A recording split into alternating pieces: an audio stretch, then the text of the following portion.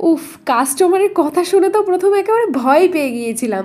একটা বোন আমার কাছে বেশ কিছুদিন আগে তার জন্মদিন উপলক্ষে তার মায়ের ফোন থেকে একটা 2 টায়ারের কেকের অর্ডার করে। তার বাবার সাথে এসে সে আমাকে কেকের অ্যাডভান্স টাকাও পে করে যায়।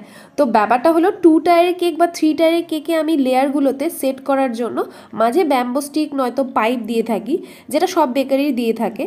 তো বোনটা হয়তো এই বিষয়ে একদমই অবগত ছিল না। তো কেকটা কাটিং করার কিছুক্ষণের মধ্যেই আমার কাছে ফোন আসে যে দিদি, কেকটার মধ্যে কাঠি পেয়েছি, এটা কি জিনিস।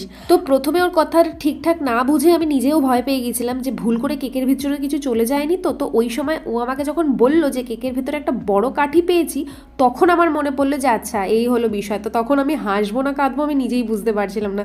তারপরে ওকে বিষয়টা বুঝিয়ে বলি যে দোতলা বা তিনতলা কেকগুলো ঠিকঠাক সেট করার জন্য আমরা এরকম পাইপ বা এই স্টিকগুলো ইউজ করে থাকি। তো যাই হোক, ও বাচ্চা মেয়ে বুঝতে না পেরেই হয়তো কথাটা বলেছিল।